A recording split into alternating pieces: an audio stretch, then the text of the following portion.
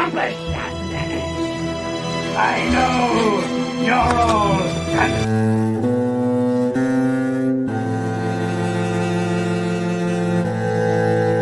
As a man, I'm flesh and blood. I can be ignored, I can be destroyed, but as a symbol,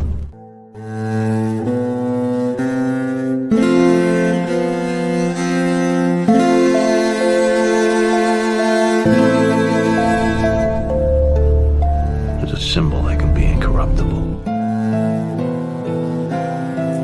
He gave us a signal. Where are you?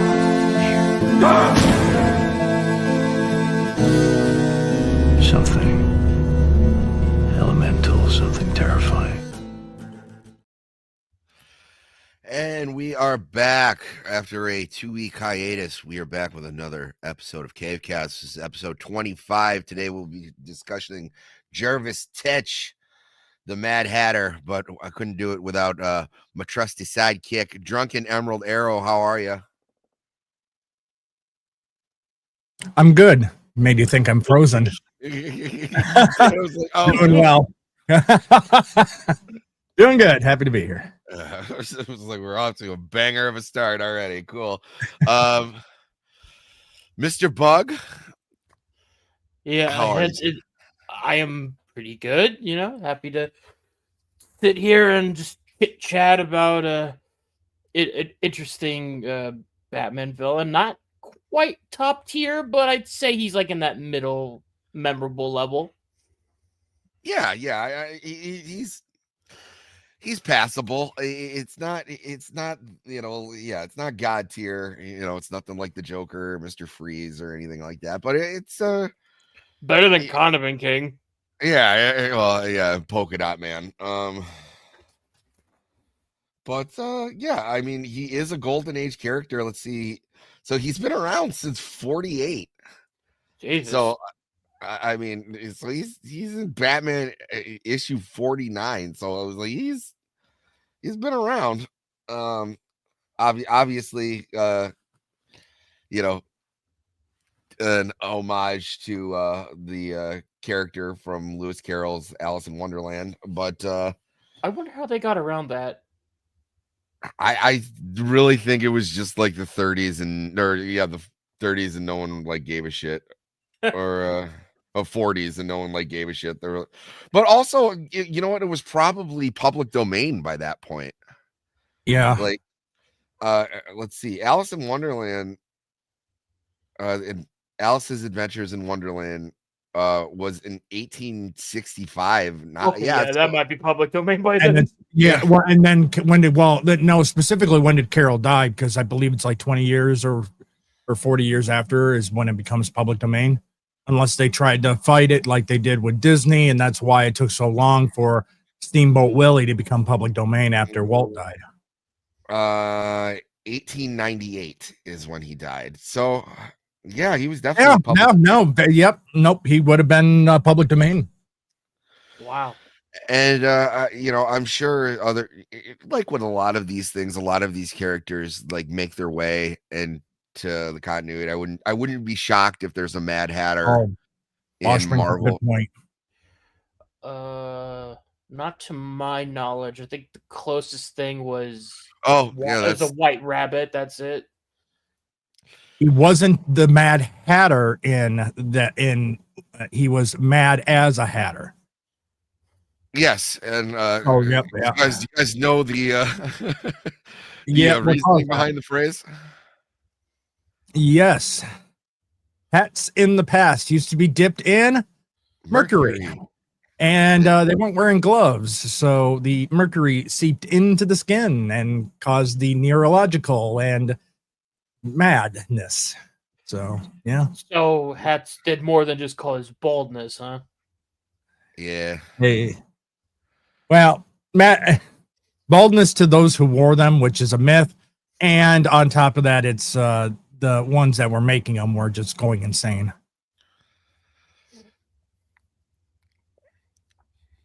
But let's say hello to the chat. So I mean, definitely public domain, but you'll see, like I was saying, you see characters like, I'm pretty sure that Sherlock Holmes is in both Marvel continuity and in DC continuity. I'm pretty sure Dracula is in both. Well, yeah, You know, he owes Moon Knight Frankenstein's money. monster.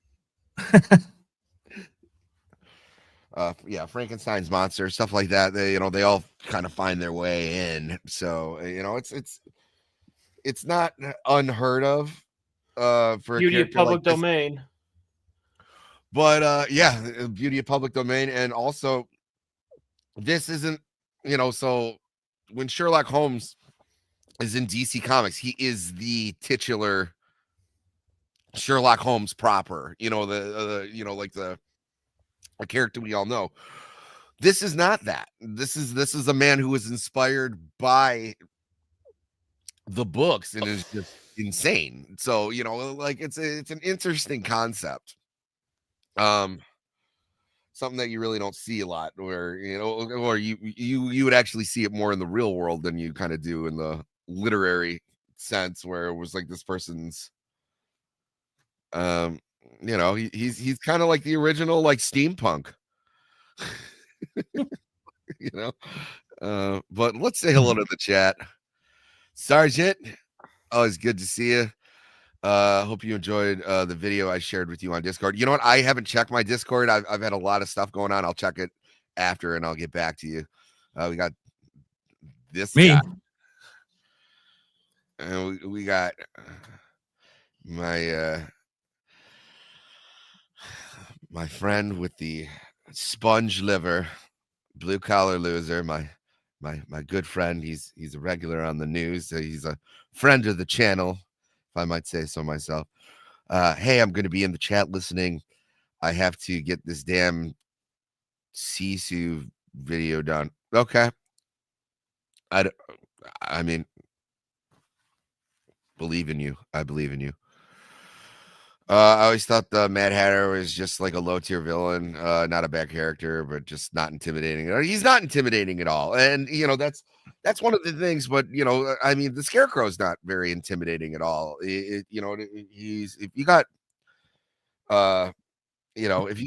Dr. Crane in a corner, like you're probably gonna beat his ass. So it's more of the same with this. I don't think that's the idea, is that he's supposed to be physically threatening. It's he is like mind control technology, and that's when he becomes problematic. Yeah, it's more like just fiddling around with the brain and like puzzles and stuff. He won't. I mean, he's no Ice Bane. Yeah, no Ice Bane. Ice Bane. There can only be one. Yeah. Ice Bane. And then, like I said, he won't beat you up, but the dude who he brainwashed and dressed up like a walrus, he'll probably kick your ass. So that's the. Yeah, I'm pretty sure. I'm pretty sure, at least in one version of later down his comic line, he gets a crew of Wonderland Gang inspired people. Oh, he does. I'm hearing a Spanish guitar. Oh, you're just going for big air today, aren't you? I'm not. It's there was someone in the chat that's I'm hearing Spanish guitar suddenly. Oh, that can only mean one thing. For what's right.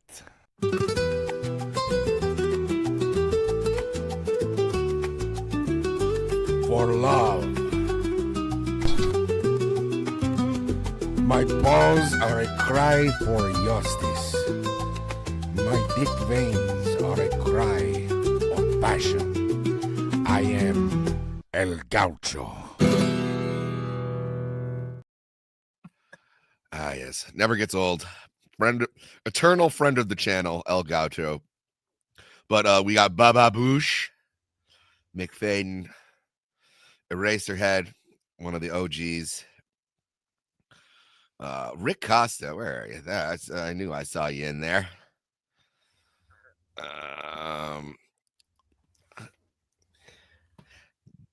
Gaio Kierman. I hope I said that correctly. But welcome. I remember you from a couple streams back. Thanks for heading back. And guys, I forgot to put my banner up. El Gaucho says, like the stream, hombre. El Gaucho says, subscribe to the channel, amigo. El Gaucho says, share the stream, mi amor. Because, he's fucking El Gaucho. Chairman Gao. All right, yeah. Oh, Gao. Well, I'll just go with Gao. Gao works.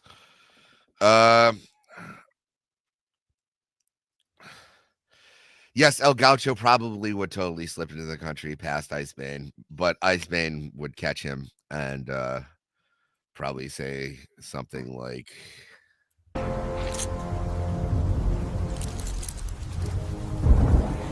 You are getting deported. Thank you for that one, Bug. All right, let's get into it. Like I said, should be a pretty I don't know if this one will be necessarily too long, but it'll definitely be interesting. Share screen.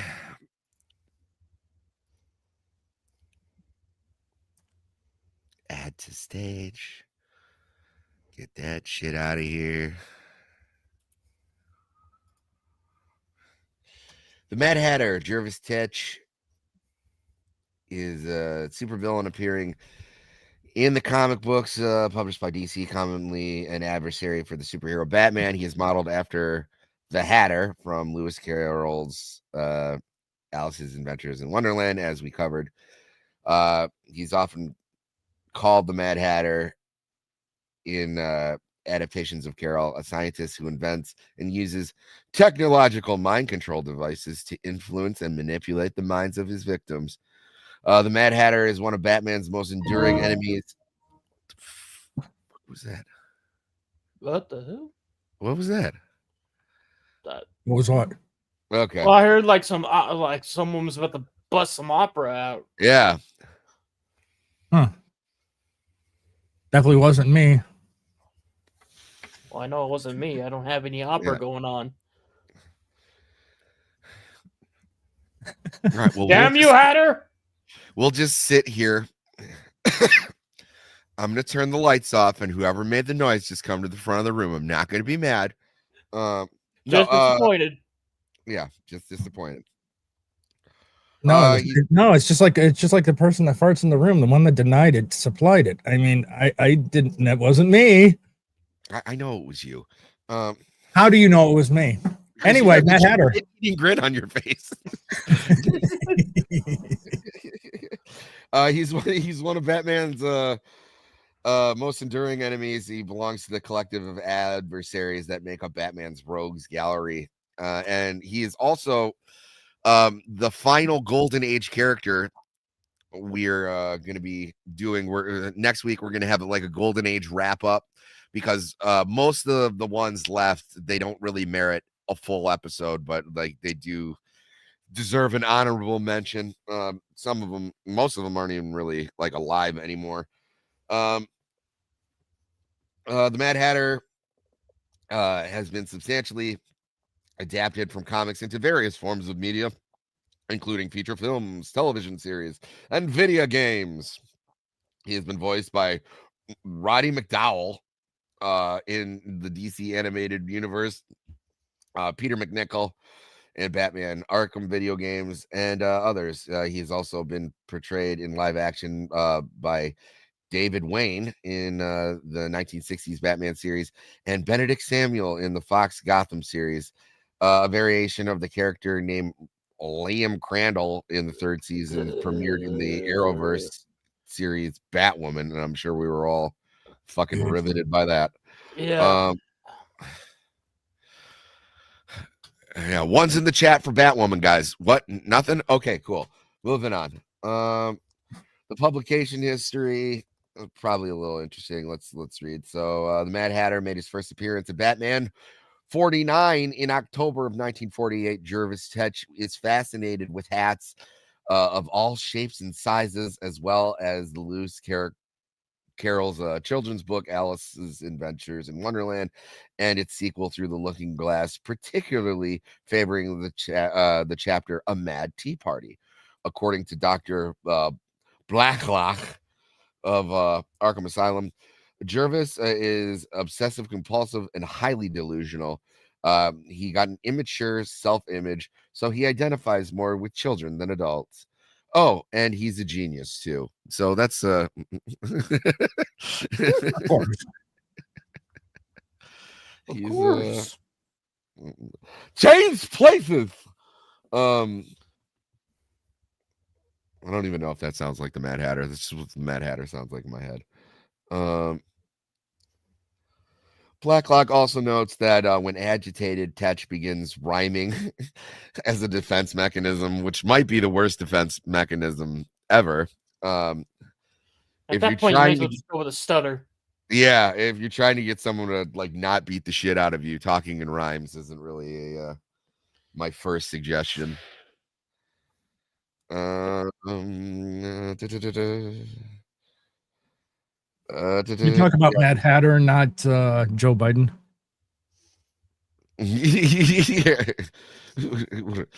When I was a kid, my dad bought me a bike. He said, Joey, don't look down on other people's stuff.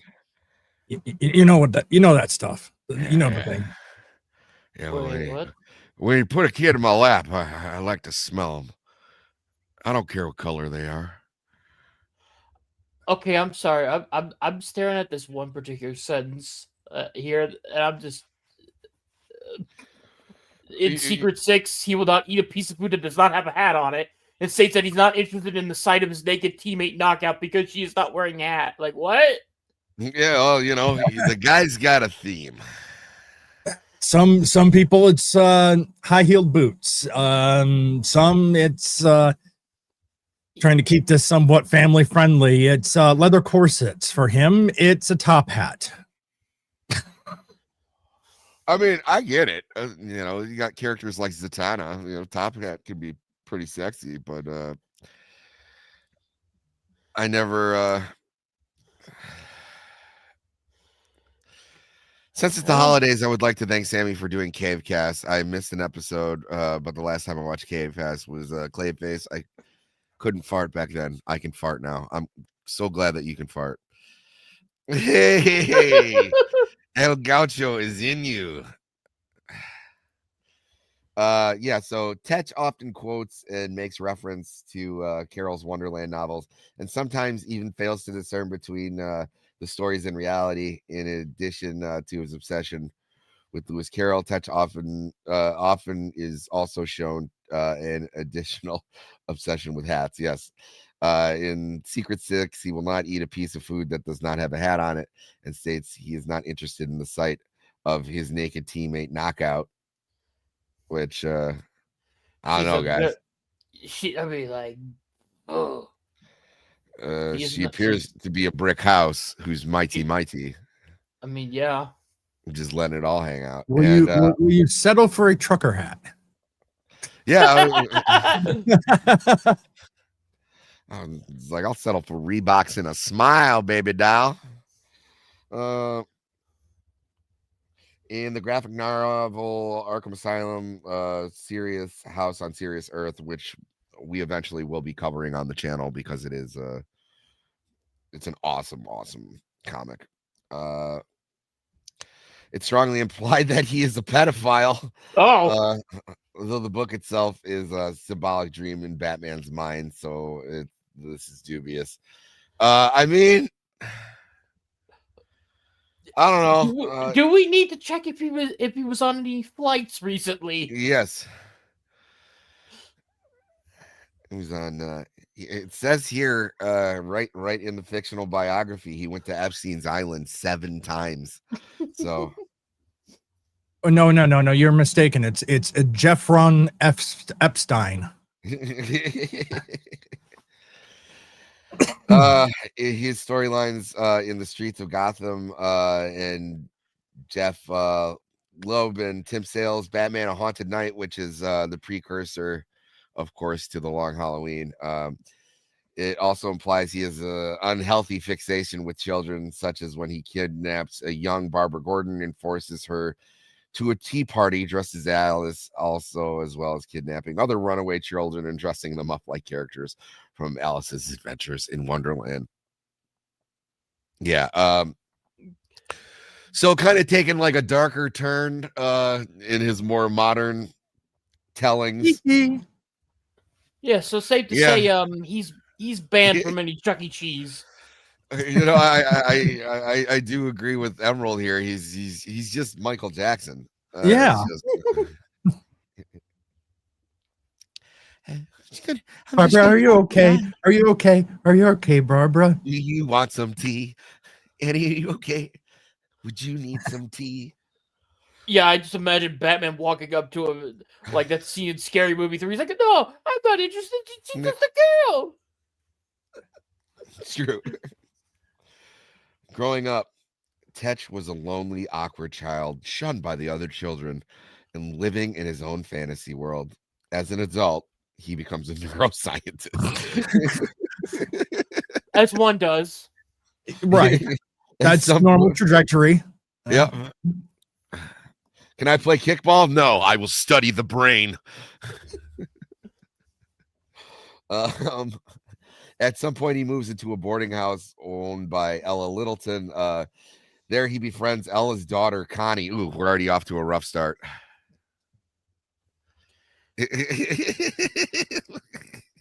Ignore that. I do birthday parties ads on Craigslist from the Mad Hatter.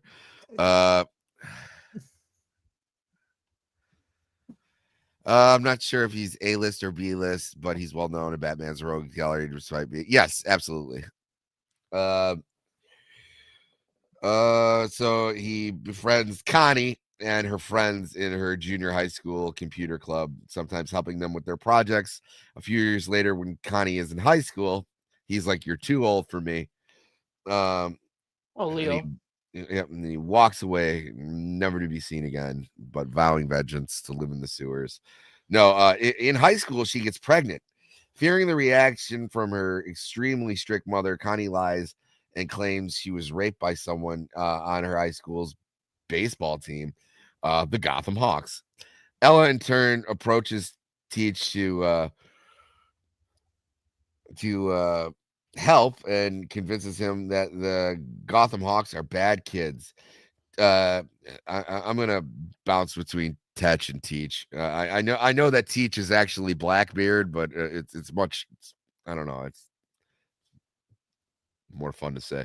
But Tetch agrees to use his mind control technology on a member of the team, making him use a pipe bomb to kill the other players. As you do as a neuroscience that was a lonely, awkward child. Yes. That lives in a fantasy world. Oh, what a lonely boy. I mean, it only costs $10 to make a pipe bomb, so don't take a genius to make that. Yeah, but it's still a little heavy-handed for a pretend rape, wouldn't you say? Although Tetch's first known criminal act, his involvement in the locker room bombing would not be discovered until later years. This is like his first appearance, so he's a little fella. A magician takes a rabbit from his hat, but I take out a gas gun. So yeah, this is some golden age shit right there. Beautiful. It's probably it's probably golden age. Yeah, golden age. In his first appearance as the Mad Hatter, Tetch attempts to steal a trophy from Gotham's yacht club, as one does. He begins a crime spree that ends when he is foiled by Batman while he's trying to rob spectators from a high society horse show. Tetch is subsequently sent to Arkham Asylum, although his fate is not revealed until Detective Comics 510. So they don't even talk about him for like for a while. 460 issues. The Mad Hatter is not seen again in the Golden Age comics.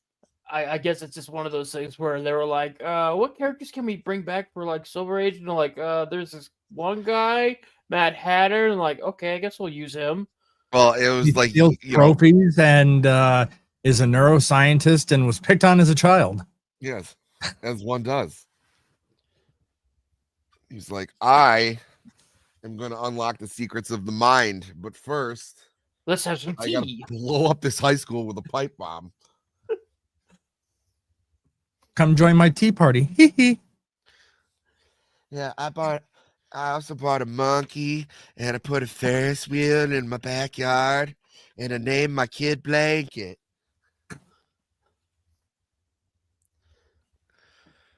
Tee.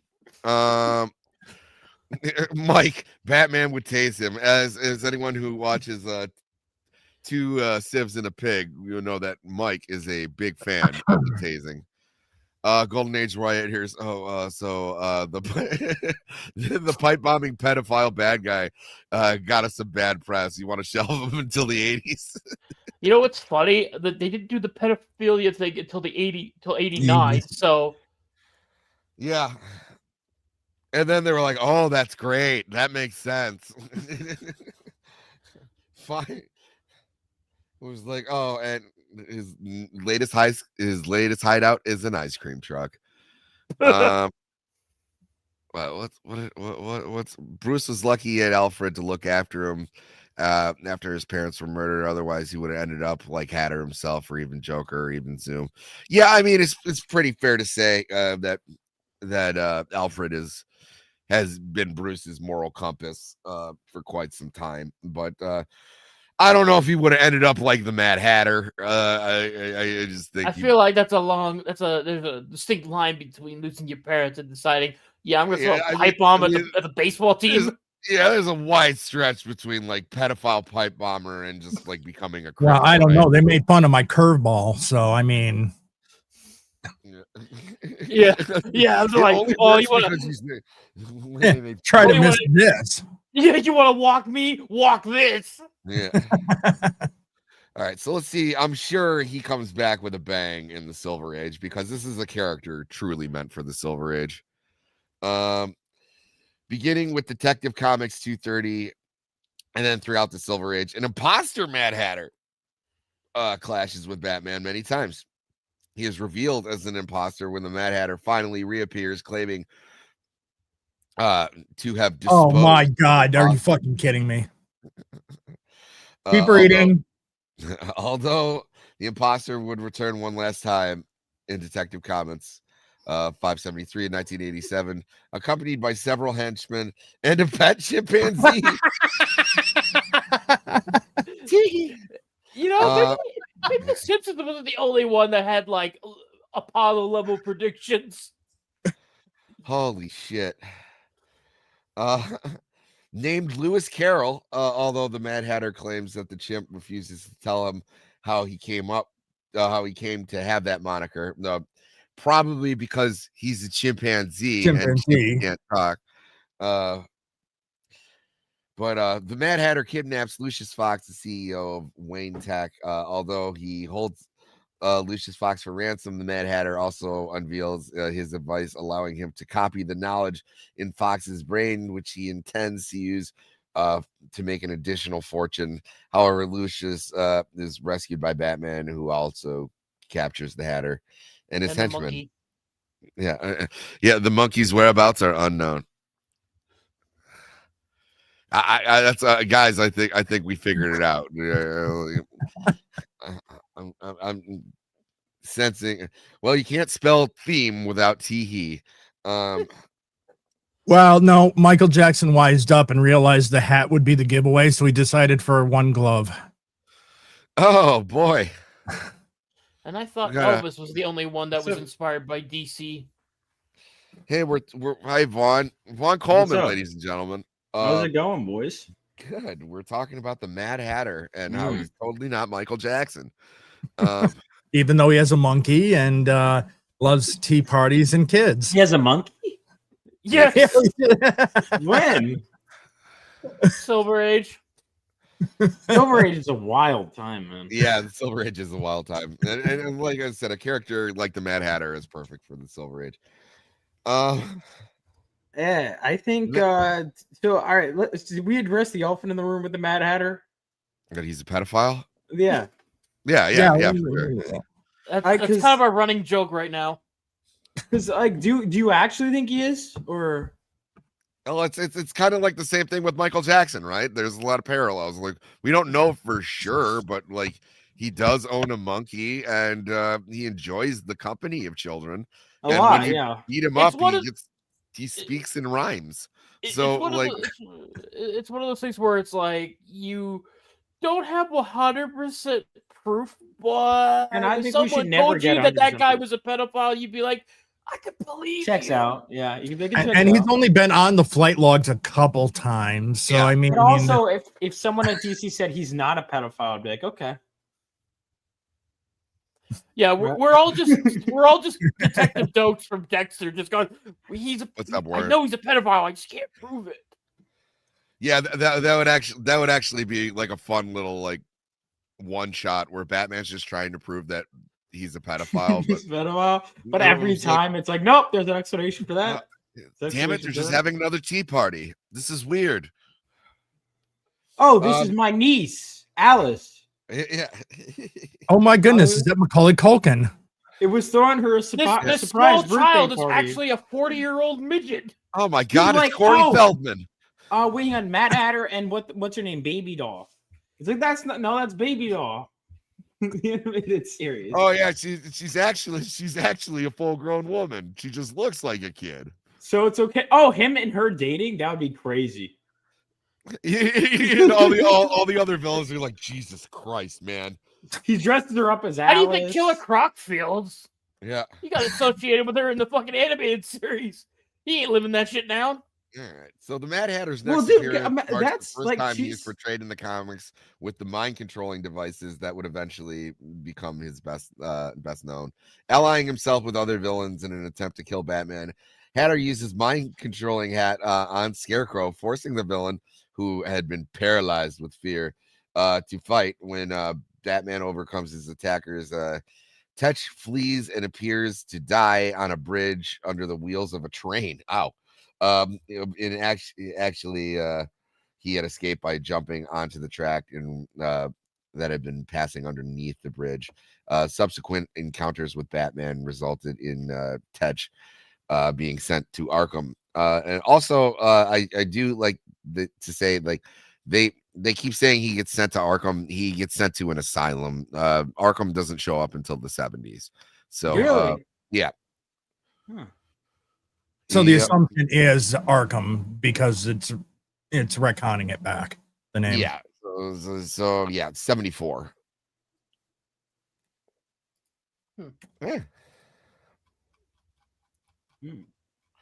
Yeah, like I said, that's some pedo shit right there. I don't think I've read much with Mad Hatter. No, the most that I've ever really encountered with him was, like I said, Haunted Night, or he's usually like alluded to. He's Or it'll be like the first villain. Oh, we gotta get rid of a villain. Who's the first one we take out in Nightfall? Oh yeah, let's do like Mad Hatter. You know. Right.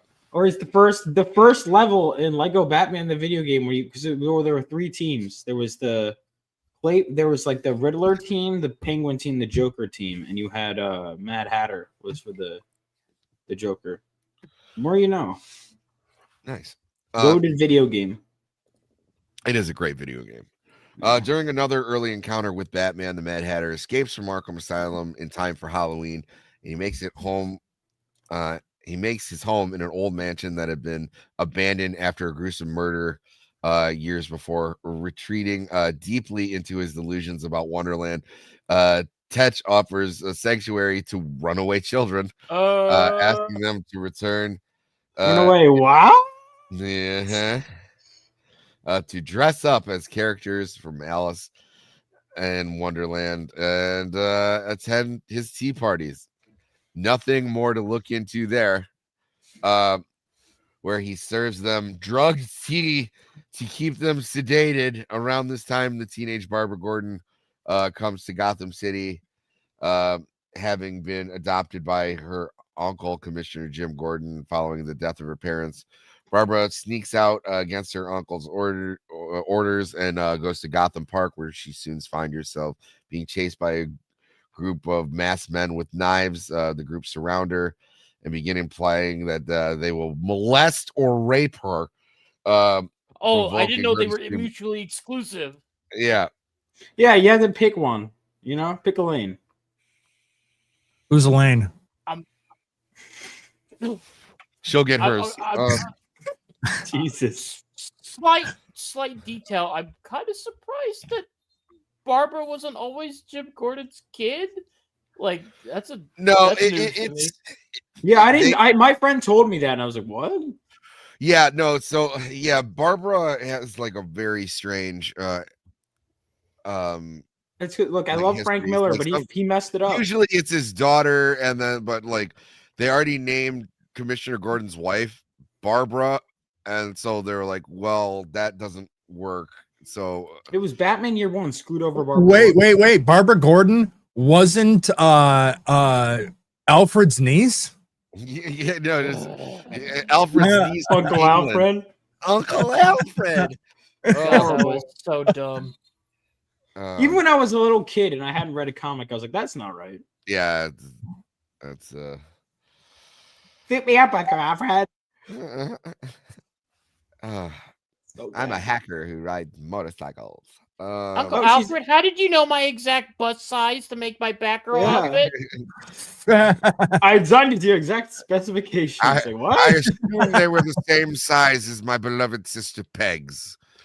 Dude, that's crazy. That's insane. I never stopped to think about that. That is nuts. Yeah. What, you thinking about Barbara Gordon's bust size? Well, that's normal if I think I'm about always it, but if she thinking was of my that. niece, that would not be okay to think. Like Dick Grayson and Bruce Wayne have to have a sit down. It was like, you have to stop putting nipples on our suits. Wait, is Alfred the one designing the suits? I never thought about that. I guess. Yeah, they there's a direct line. Well, in that universe, Alfred's actually quite the tailor. It was like, well, he must be if he's dealing with foam rubber. But it can also somehow resist bullets, even though it's like rubber. Yeah. Dude, Batman is so wild when you actually just think about it. Oh yeah, no, there's so much to. So twist. So she was group of armed thugs are gonna molest and or rape her, provoking her to scream for help. The Mad Hatter appears and scares the men away with his gun. His gas gun? Well, so he's preventing it. So that's one of those things, like, is he or isn't he? And then don't worry, he makes up for it because he takes her to his Wonderland, where she's expected to play the role of Alice.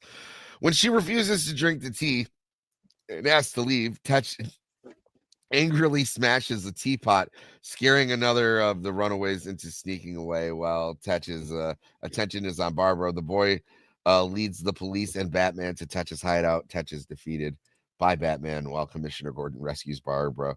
When Black Orchid... Oh, wow. Oh, look at that. First appearance 73. That doesn't look like a 73 cover, but who am I to say? Wait, what year did this character first appear, though? 73. What? That's what I'm saying. This looks very Black golden. Orchid. Black Orchid. Yeah, Black Orchid. Oh, there's in the when did Mad Hatter first appear, though? 48. Okay, that's what I thought. That makes more sense. He's a Golden Age character. Oh, writer Neil Gaiman. Wait a minute. Did he write any Mad Hatter stories? Yeah, I was going to say another sex pest. Neil Gaiman visits Arkham Asylum, attempting to find out more about her past from Poison Ivy. She is assisted by Tetch after Ivy refuses to help Orchid. Tetch tries to cheer her up by undoing his pants and showing that he has a little bow tie on his penis. Hey, what? No, a top hat. I was gonna say, yes, top hat. Yeah, it would be a top hat. It would be a top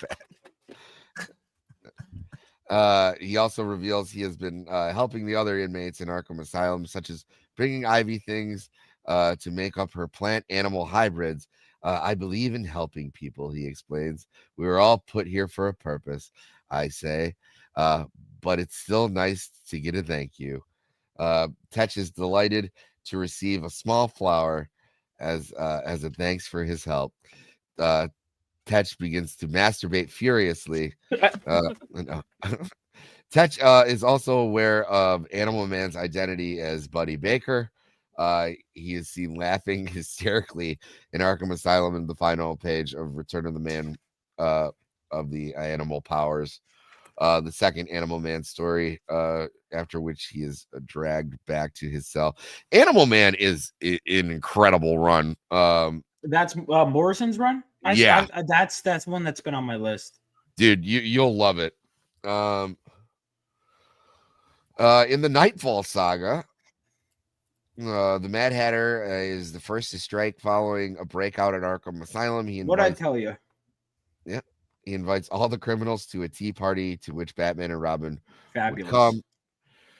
One of the criminals was Film Freak, who lovely name. Yeah, they don't even. He doesn't even got a picture. Is he alive still? If he was alive today, he'd be a YouTuber. Yes. Dude, I gotta add more of these kinds of these. That's just mean. I was gonna. That's just mean. It's like, yeah, now he goes by Chris Gore. No, that's bad. No. The YouTuber. No, what about what's it? Movie Bob? Oh God, not yes, he's Movie Bob. Yes, Movie I Bob. agree. That picture, dude, that screenshot. You all know the one. One of my favorite screenshots of all time. All right, I'm not gonna bother looking. Wow, dude.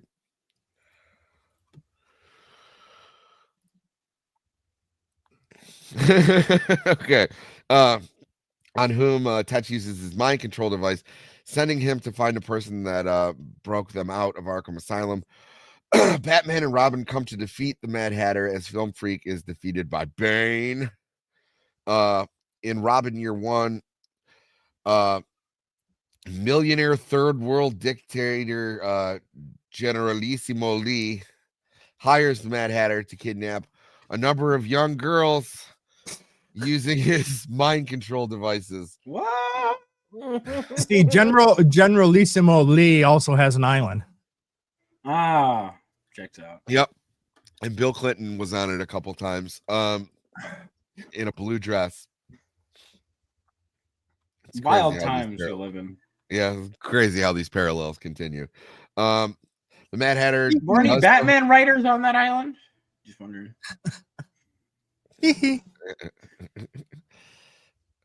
Okay. So it how many times has the island come up?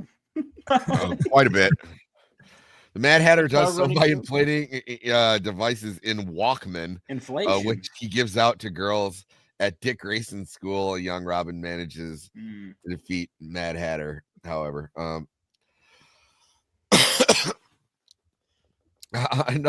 another plan consisted of implanting his devices in free coffee and donuts tickets he handed out in front of the police station. Why would you hand it out in front of the police station? I think coffee and donuts. It's for the cops. Duh. Yeah. Yeah, come on. Okay. Yeah. The plan had him controlling most of the cops in the city and inciting them to steal for him and ultimately to riot. He had Gotham police detectives Crispin Allen and Renee Montoya break into the bank for him.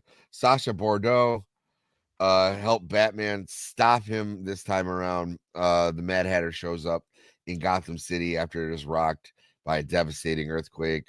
He adds to his body count, callously murdering a policeman. His goal was to unearth a trove of valuables, which in the end turned out to be classic hats. I don't know what I was expecting. Yeah. Tetch's role in the deaths of the Gotham Hawks high school baseball team is eventually discovered by detectives in the Gotham Police Department. Tetch is imprisoned at Arkham at the time and is interviewed to find his motive after sending the police away, telling them that the team had been bad kids and that they deserved it. Tetch contacts Ella Littleton and warns her that the police might uncover her role in the bombing Tetch gave her one of his mind controlling hats years before, which she used to try and take control of a guard and try to help Tetch escape Arkham. The Hatter is caught as he tries to escape, and the mind-controlled guard fires on the police before dying in the return fire. Tetch himself is shot multiple times and is left in critical condition. Distraught at the news, Ellie Littleton inadvertently tells her daughter, Connie, that Tetch had killed the team for her to avenge her honor. Connie informs the police that everything that happened, and LL Littleton is arrested. So yeah, that's a nice little callback, even though it's supposed to be before. It's a nice little retcon. But yes, his first action after as a criminal is to blow up a high school baseball team with a pipe bomb. That is were they stealing his underage girls? Is that what? No, so this one girl lied and said she was raped, and he kind of he was like, well, these guys are bad kids. And he mind controls one of them into constructing a pipe bomb and blowing up the locker room. All over a lie. Yes. Because he studies the brain. See, would that be released today? Because women never lie is the what I was taught. If it was released today, the woman would never get arrested. No, she'd be the hero. She'd be like, well, I had to make... Well, actually, no, this story... Let's just be blunt. This story would not come out today. No way. No way. No way. No way. She's just bringing awareness to things that happen in locker rooms. So, even if by making up stuff. Yeah, but the thing is, like, nothing happened, right? That's the moral of the story. It was like she got friends pregnant. we made along the way. Yes. So I'm guessing. Okay. So essentially, what it sounds like to me is Jesse Smollett was a Batman reader. Yes. Jesse Smollett she was hero. Like, I was in the men's locker room and they were like, "This is MAGA country," and oh man. Let's see. While working with Black Mask, the Mad Hatter implants a mind control chip directly into Killer Croc's brain. Poor Killer Croc, man. He's always getting shit on. Which causes him to mutate again due to a virus he had injected by Hush and the Riddler. Killer Croc embarks on a quest to get payback, as he does, on those responsible for his mutation, and starts with the Mad Hatter. Batman arrives in time to save him, but Killer Croc escapes into the sewers to, cry revenge. During Infinite Crisis, the Mad Hatter is first seen being roundly beaten by Argus, and then later fighting with the Secret Society of Supervillains in the Battle of Metropolis. 1 year later, Tetch is revealed to have been involved in a plot by the Great White Shark. The Great White Shark's been around for a little while too. Nothing. Yeah, I don't know anything about Great White Shark. He's one of those villains that like constantly slips my radar. Okay, so the Great White Shark basically is a dude who thought he was gonna get off easy because if he thought like, all right, I'll just claim to be insane. Get away from tax fraud, so I'll get myself committed to Arkham. However, I think it was like his lawyer found out that he was stiffing him on the bill, and he was like, all right, screw you. I'm going to make sure you suffer. Yeah. And also Arkham fucked him up.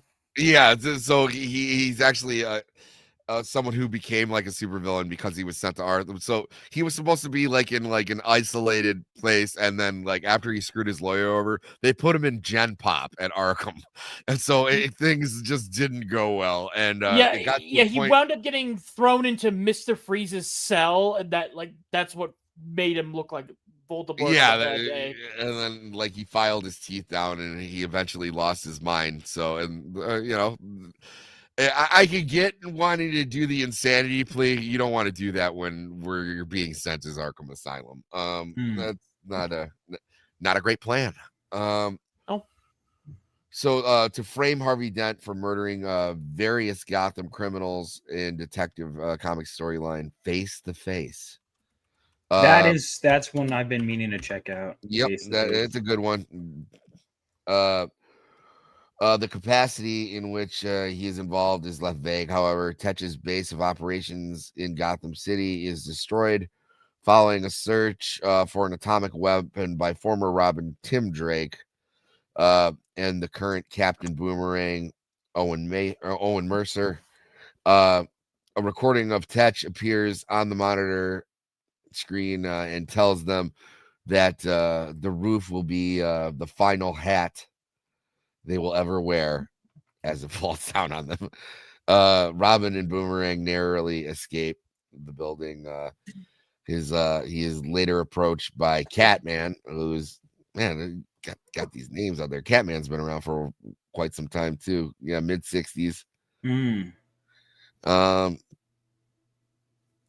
He joins the members of the Secret Six to oppose the secret society of supervillains that they have recruited in hopes defense against Dr. Psycho's mind control abilities. When Ragdoll, who is a very interesting character, although I was thinking of the Raggedy Man. The Raggedy Man is a very wild character. Attacks the Secret Six under Psycho's control. Tetch puts on what he calls his thinking cap and goes into a seizure after the six crash land.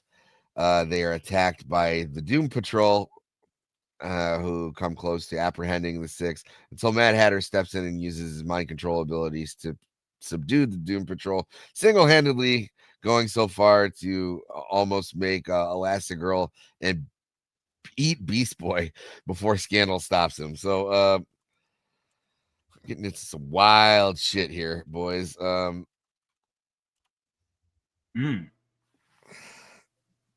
Interesting. Yeah, no, he's an interesting character for sure, but this has had a country.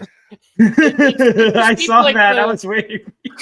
It always seems like the most consistent through line is Hatter is always either like a one-off, like adventure of the week thing, or he becomes a supporting character in other bigger threats. Yeah, or it'll be like the guy we get rid of first in Nightfall. Like, all right, who's a guy that's like iconic enough but not important enough? We're like, what? You did him already? Well, like who's an episode 1 villain? All right, you know, who can we like get like he's like famous enough before without upsetting anybody, and they're like Mad Hatter, like okay, yeah, that's fine. Yeah, so he's iconic enough where like he'll show up. Like if you have a rogues gallery without Mad Hatter, like what the hell? But if you put him in like your top 10, it's like what?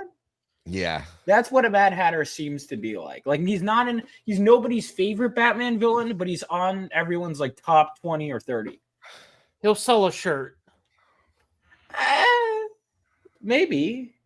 You think so? Condiment King. I've never seen. Okay, better than Condiment King is not. I don't know if I agree because Condiment King has like enough of an ironic fan base. Ironic doesn't really work for me. And I'm not, by the way, saying that. Well, it works for a lot of people though. We're in an irony culture, man. Do people like Kite Man now?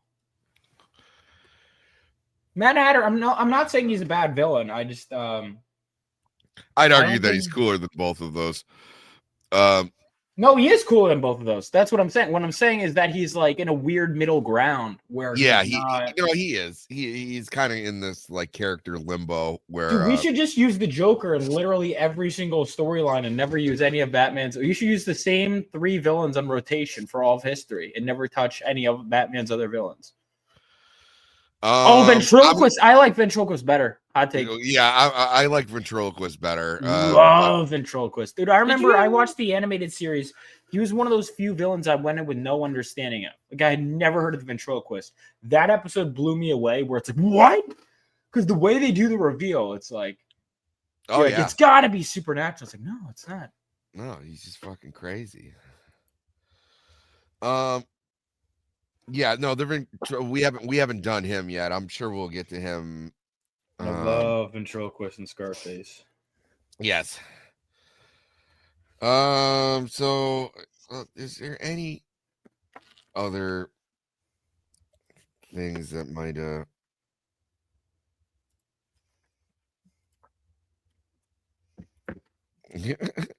I will say Ragdoll then pushes Hatter off the roof, seemingly to his death, saying there's only room for one dandy freak on the team. What? That's fabulous. That does sound like Ragdoll. Yes. I don't know if I know any Ragdoll stuff either, actually. He's always been either a supporting character or a Secret Six thing.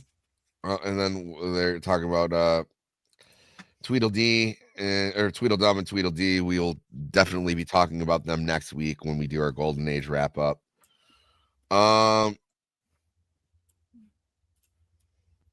right, so yeah, I mean, I think we got the gist of I'm trying to see. Let's see if the new 52 screwed him up.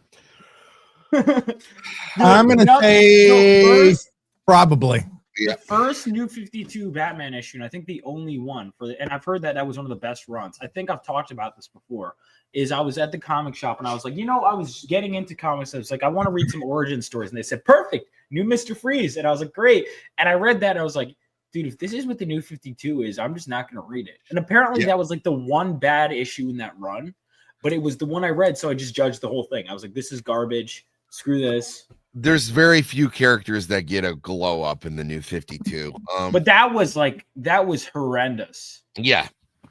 Oh yeah, we covered that on the Mr. Freeze episode. They took a character that was relatively mild, gave it like one of the best glow ups in comics, and they were like, "No, let's make him lame and gay." White Rabbit, I was gonna get the first appearance, but I get the feeling it's not that rare. Not really. Jervis Tetch is she actually a good character, or is she just hot?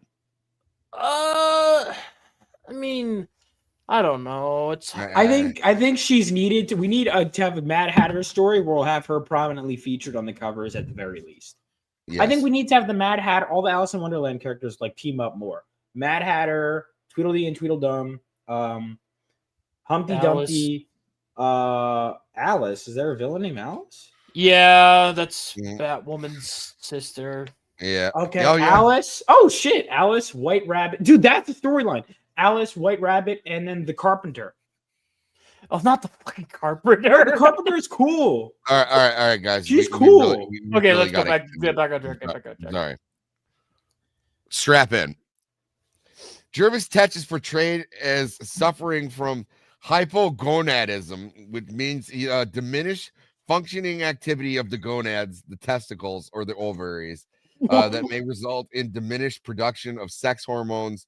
Low androgen levels are referred to hypoandrogenism, and low estrogenism, hypoestrogenism. So he got no testosterone.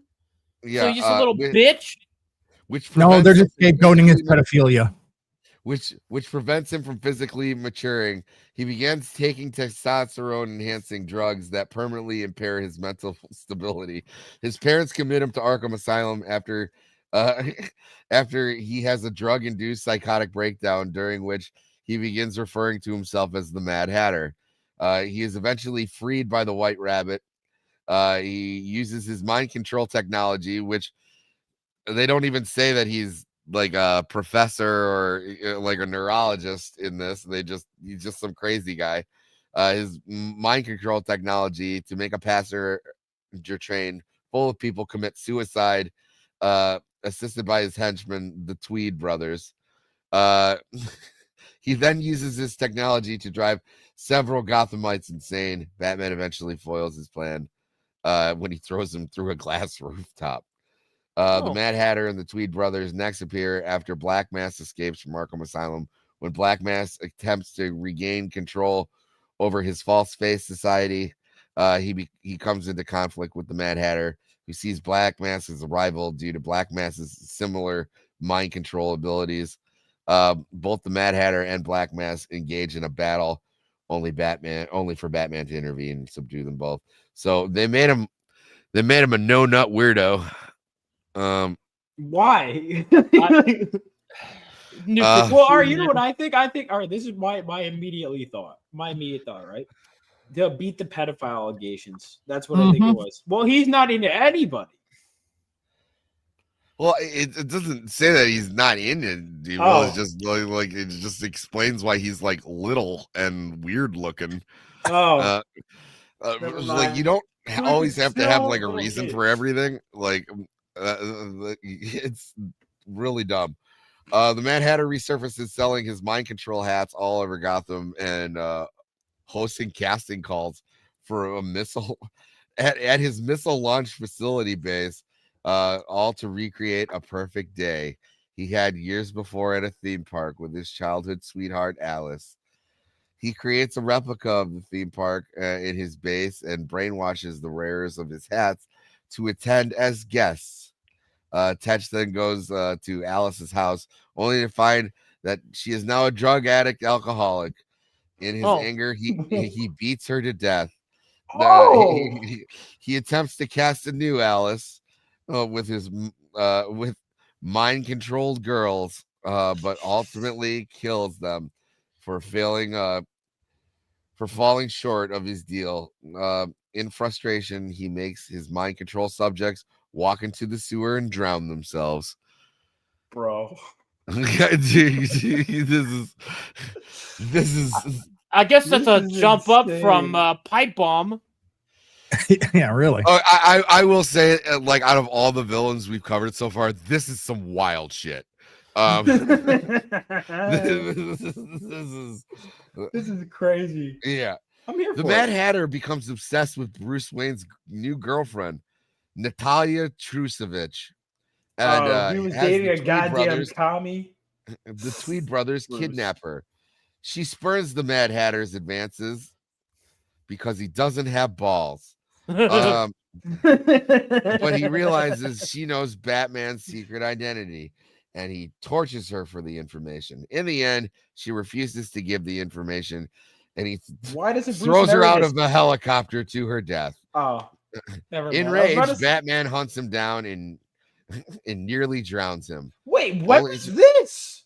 Only to revive him at the last minute when his conscience gets the better of him. Dude, I was literally mid-sentence. I was like, why hasn't Bruce married this? And she got thrown to her death. Yeah. Well, yeah, you kind of could tell that she doesn't matter that much because her name's not in blue. Yeah. Yeah. Yeah. He doesn't warrant homepage. Dude, she doesn't even get a wiki article. That's crazy. Yeah. Dude, it's you know what I'd love? I'd love a story where like a character like steps outside of their therefore long they're like, why is my name not in blue? No. Yeah. Well, that's it. That's No, it. like he brushes the mouse over it and was like, I don't have a picture on my Wikipedia page. No. Wait. You just hear the faint sound of the Yeah.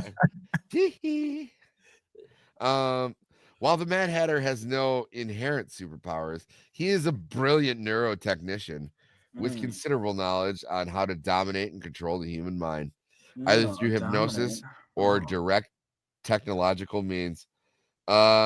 Usually, the Hatter places his mind control devices in the brims of hats, but has been known to utilize other devices as well. More recently, he has been able to directly influence the minds of others at a distance without any apparent equipment. Okay. So that would be a superpower then. Yeah, that would Yeah, be more meta. superpowers? That'd be more like meta-human type thing. Is that the reason why he's ballless, small, and likes children? Meta-human? Yes. However, this is most likely not a newly emerging superhuman ability, more likely his skill of miniaturizing and concealing technology and advances upon his original technology have probably allowed him to develop a technology that permits him to use a device hidden upon his person, such as his hat, to project his mind controlling powers in the manner of a meta-human ability, such as telepathic powers. Okay, all right. You lost me in the beginning, there, Wikipedia, but you got us in the end. The Mad Hatter is not above using his own inventions on himself, such as creating a hat that can cause him both extreme bliss as well as return him to lucidity when he deems necessary. So, despite his small stature, the Mad Hatter has been known to exhibit surprising strength and agility from time to time. In the graphic novel Madness, the Mad Hatter is shown impressively holding his own in a fist fight with Batman on top of a Because he's moving like little Yoda jumping around him. Yeah, no, that's what it is. Well, I mean, trying to stay steady on a moving train kind of requires focus. Yeah. Appearance. The Mad Hatter has gone through many changes in his physical appearance over the years, but the classic look remains the same. In his debut, he's a very short, brown or auburn-haired man. When he reappeared in the 1980s, he is depicted as of average height with blonde hair. In later years, he was short again, but with white hair. Today, Tetch has red hair, much like his imposter did, but his size and height seem to vary.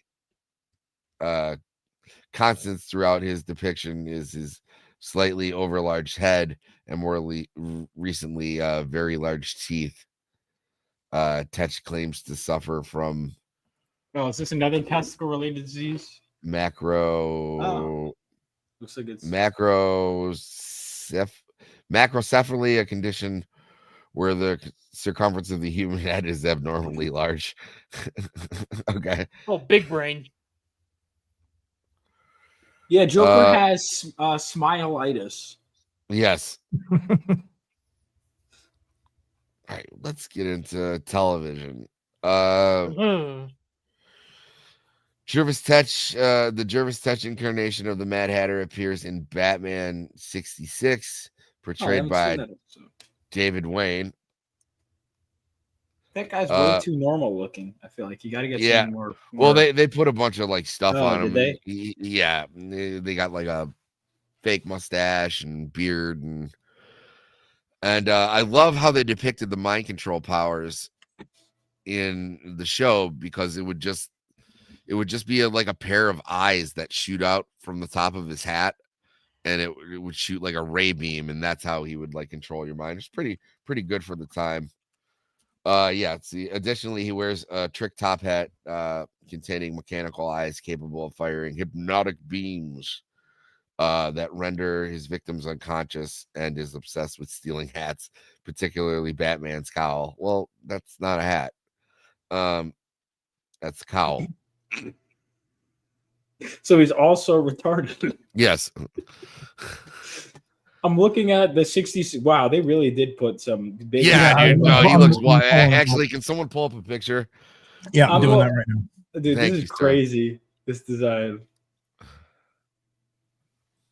Wow.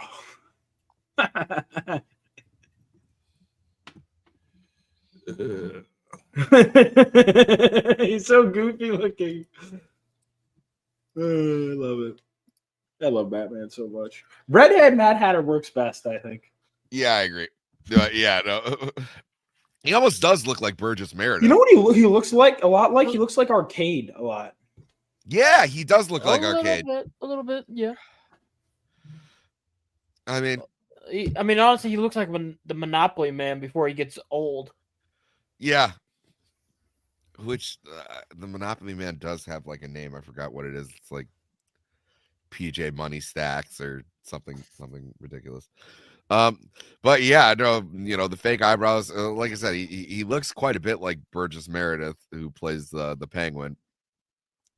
But it's probably because he's just like a little Irish guy. Yeah, so he's got the trick hat. Okay. To answer your question, the Monopoly guy's name is Rich Uncle Pennybags, or Milburn Pennybags. Milburn Pennybags. That's how I know of him. And he doesn't have a monocle, guys. Yeah, there's my expertly crafted thumbnail right there. So Jervis Tetch appears in Gotham, is portrayed by this dude, Benedict Samuel. He's an Australian actor. Known for playing Jervis. For what he was. Known for playing Jervis Tetch, the Mad Hatter.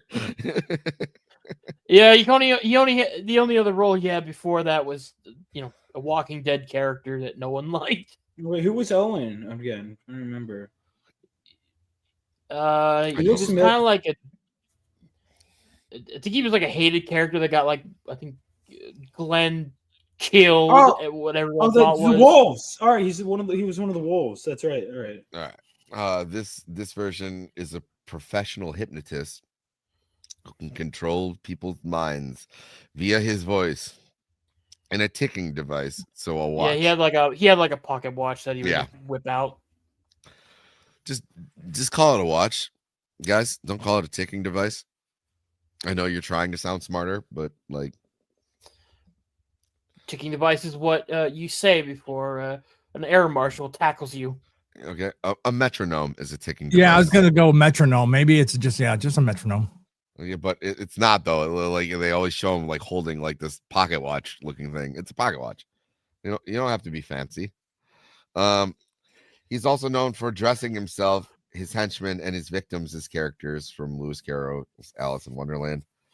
In the fourth season, Jerome Valeska's Legion of Horribles. He assists them in spreading chaos throughout Gotham and acquires his Mad Hatter moniker from Oswald Cobblepot. In the fifth season, Tetch is put in charge of Ace Chemicals and brainwashes Jim Gordon and Leslie Tompkins in an effort to make Bruce Wayne relive his parents' death. Super nice. Yeah, don't bother with the Batwoman one. Yeah, I'm not. We can't do that. Jervis Tetch shows up in the Batman Superman Hour, which I just bought those on Blu-ray, so I'm gonna check those out later today. Voiced by Ted Knight. Ted Knight is just all over the place. We have the most famous is the guy who goes, "Well, we're waiting" in Caddyshack. That's in this version, he has trained white rabbits, and he has a hat-shaped car, and his henchmen are dressed like Wonderland characters. The Batman 66 incarnation appears in Brave and the Bold, which is an excellent show. Jervis Tetch incarnation appears in Young Justice Outsiders, voiced by this version is a member of Simon Stagg. Simon Stagg is an interesting character, but all you really need to know is he's a corrupt businessman, and he led to the creation of Metamorpho, metahuman trafficking operation. All right. Jervis Tetch incarnation. No, we're not going to talk about Harley Quinn. I hate that show. Dude, I couldn't even get past episode 2 or 3. I think it was 3. I made when it started talking about like, oh, they made up a fake issue. Like, why is it that women can't ever get thugs working for them?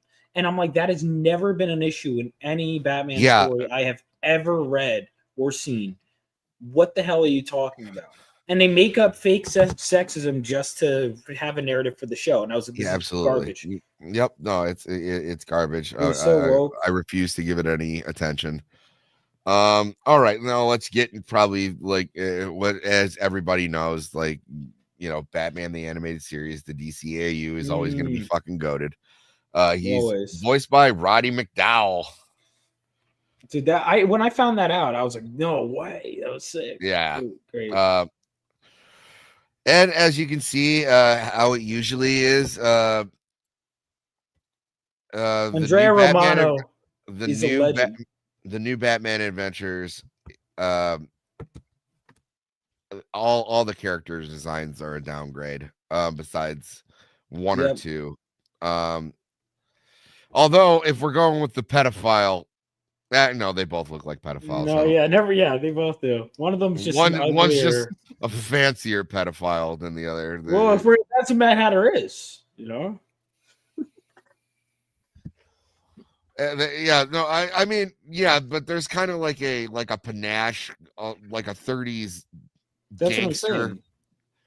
about this one, and this one he's just like a Dickensian villain. Yeah. You know, He looks too real in the second one. He looks too like he doesn't have like that whole wonder. Like, you could buy a kid falling into the trap of the first one. The second one, Yeah. dude, like get away from. He looks like The Robin second one, Hood. Yeah. second one looks like he got meth. yeah. The second one looks like even the kids at the playground are like, "What are you doing here?" And then like the first one, they're like, "Okay, strange man, I'll follow you." Yeah, I'll go see the monkey.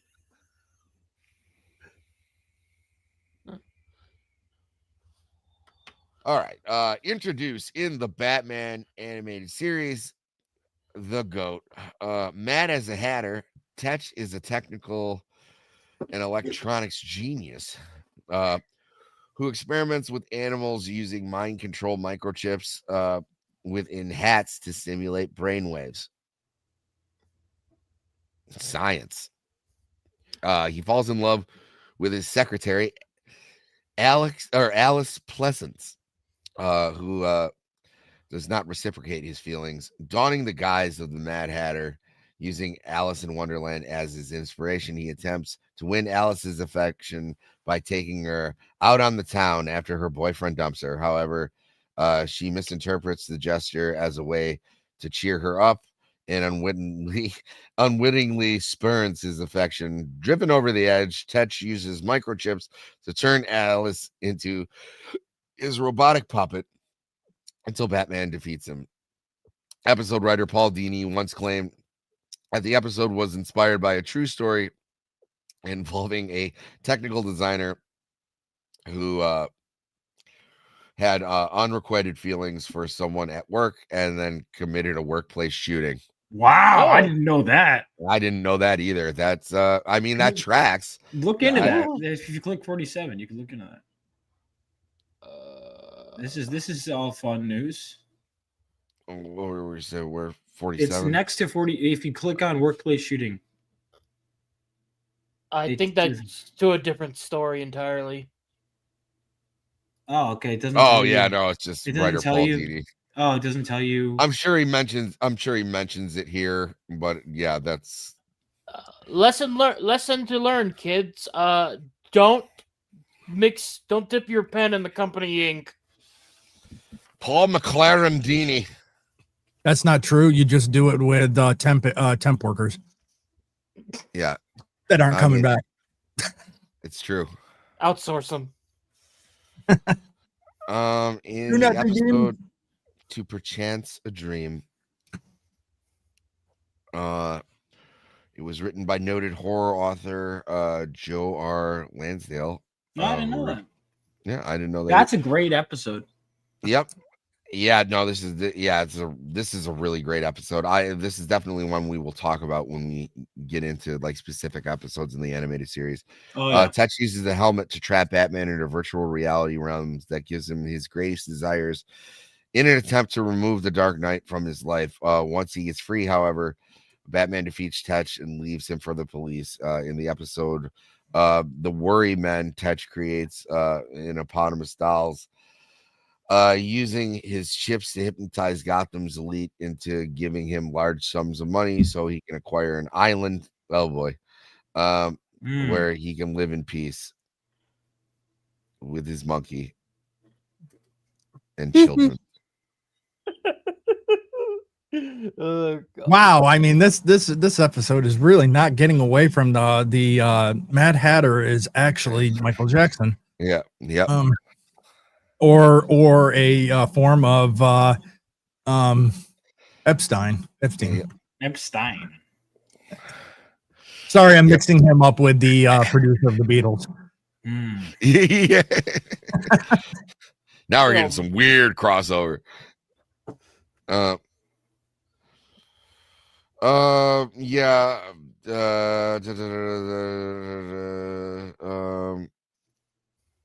Tetch also makes a minor appearance in the trial and make him laugh. Tetch returns in the new Batman Adventures. For this series, he's redesigned to resemble a short, thin, rodent-like man with the pallor and complexion in a dark green outfit. Yeah, that's all right. So what the good designs? I think we all agree is the Scarecrow. Although I did like the Scarecrow design. In, Well, Batman the Scarecrow, yeah, with the new. We talked about it. I think that we we agreed that both the second and third, the new Batman Adventures and the second original ones are the two best ones. And the first one is the worst one, right, for Scarecrow. Yes. So that was a good design. Tim Drake by default was a good design. Like Batgirl's design, I think for new Batman Adventures was better. The white and black, or yellow and black. Yeah. And then Bane's was worse. Yeah. Bane's was bad. It wasn't that bad though.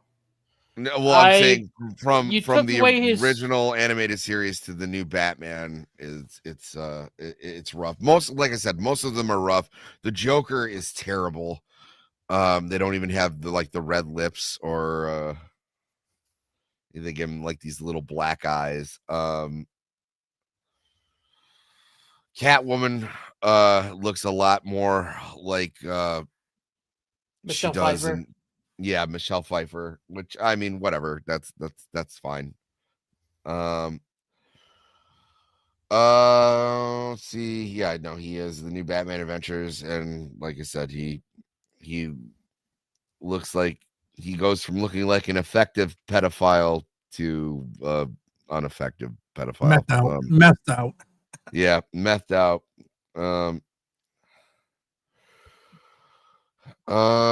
He appears in Superman the Animated Series nighttime after discovering Bruce Wayne's hypnotized by nanites. Superman and Robin join force. Oh, this is a great episode too.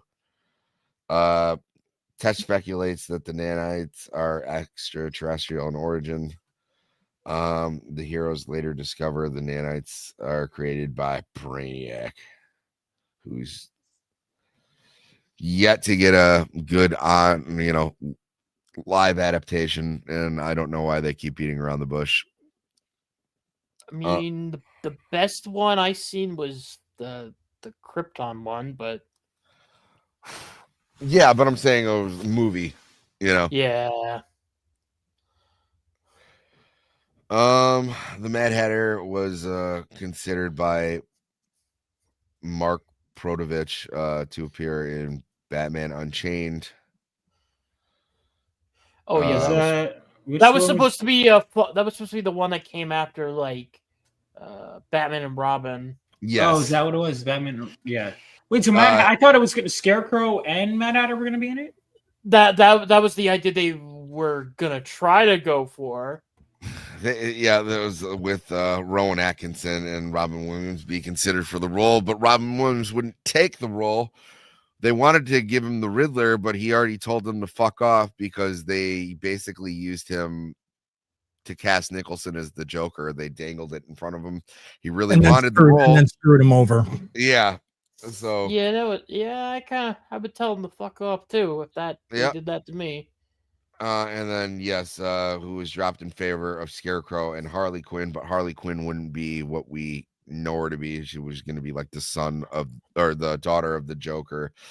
There was also that Scarecrow was going to be played by Jeff Goldblum. It was either going to be Jeff Goldblum or I'm pretty sure it was going to be Riddle Patrick Stewart, Batman. And then it goes Batman. Squidward? You inhaled some of my toxin, you see. It's my birthday. Scarecrow was either going to be Jeff Goldblum or Patrick Stewart. Patrick Stewart as the Scarecrow wouldn't. That's crazy. I would have loved to see him play Mr. Freeze. Would have been. Well, he did kind of play somewhat of a Scarecrow character, kind of, in the little known Mel Gibson movie called Conspiracy. Oh, I'll have to watch that. Julia Roberts. We're gonna type that in. Yeah, it's called Conspiracy. It's Mel Gibson, Julia Roberts, Patrick Stewart.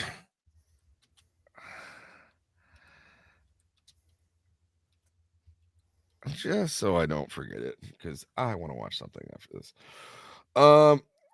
Yeah, but one of the main reasons, obviously, Batman and Robin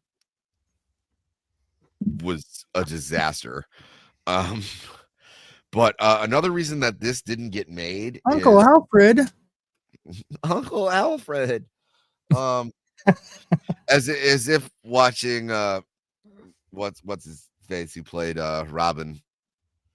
Chris O'Donnell. Chris O'Donnell. Yeah, Chris O'Donnell. After watching Chris O'Donnell do Kung Fu Laundry in Batman Forever, and then You weren't sold after that? I do like that one scene where they're trying to get him to stay in the mansion, and Alfred has like a mean looking burger and fries, and he's like, "Pity, perhaps the dogs are hungry." I do like that. Dude, that Alfred was such good casting. Oh no, he was awesome. Best Alfred. He was the only Alfred that besides in like the animated series who buttled, like, you know what I mean? Like, and now they make him like he's a security advisor. Like, he was following Bruce Wayne around, you know, with like a tray and shit. Like, he was a real butler. Well, Bruce. Yes. But he's also like a grandfatherly character. Oh, Sebrew, what's up, buddy? But so one of the reasons that Batman Unchained did not get made is they were going to have a dream sequence. Like, Batman was going to get gassed by the Scarecrow, and they were going to have a dream sequence where all the actors like reprise their role. So like Nicholson would come back as the Joker, Michelle Pfeiffer would come back, you know, it was like Danny DeVito as the Penguin. Well, they can't they couldn't afford to do that, you know, to get all these, you know, big high profile actors in there. Yeah, no, that would have been absurd. And so and you know, it didn't do as well. Yeah, I can't. I'm sorry, Bush. I can't highlight that, and if someone else wants to bring it up, that's fine. But all I can do when I click on it, it just shows the tweet. But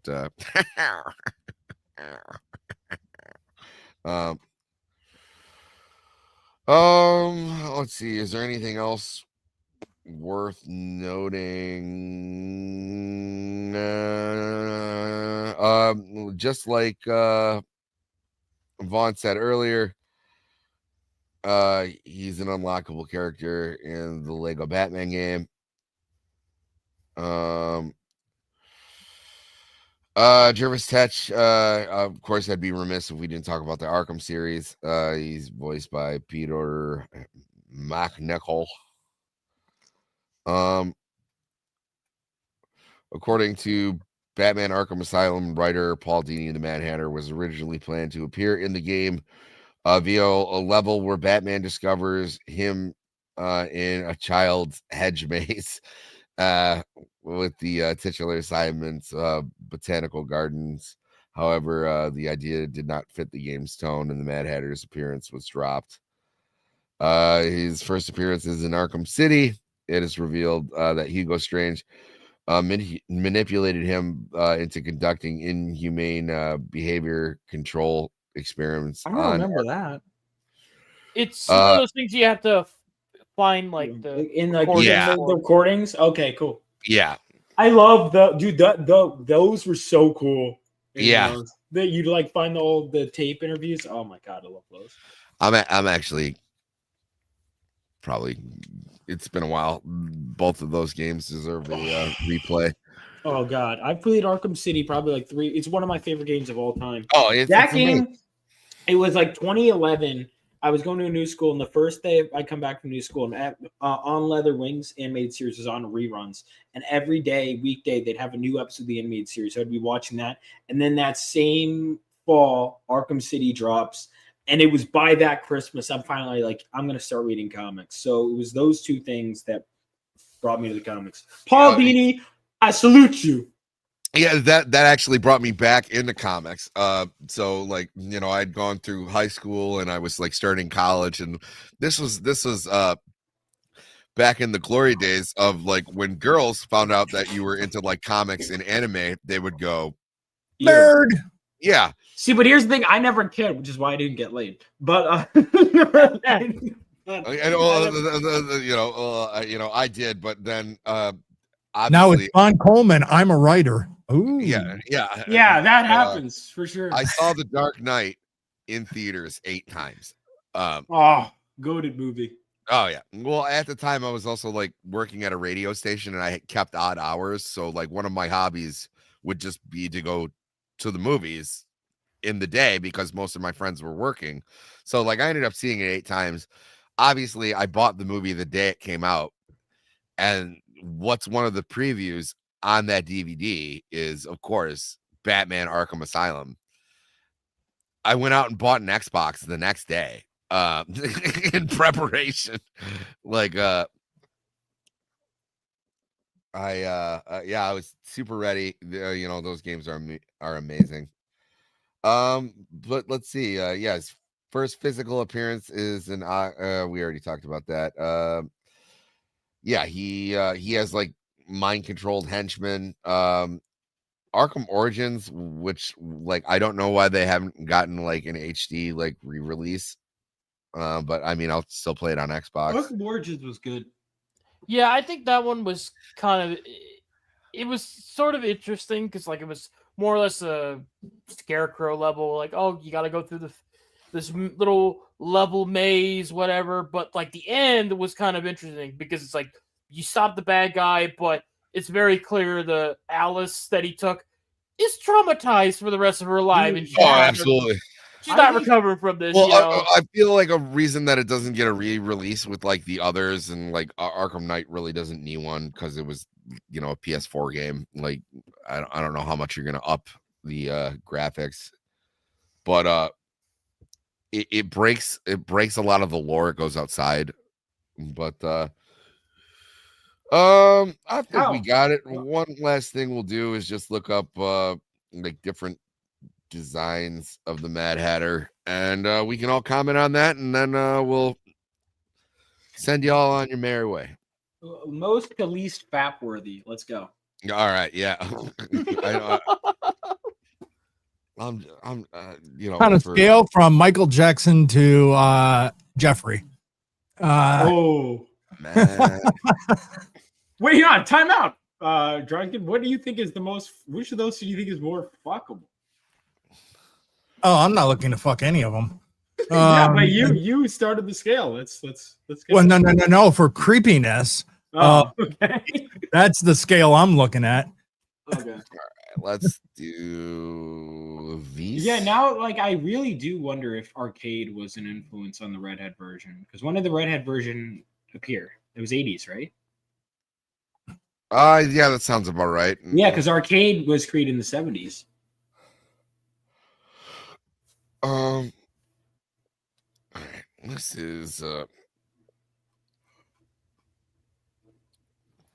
Yeah, there's one where hand is saying they're rubbing against Batgirl. ugh. That's But creepy. that's from Harley, so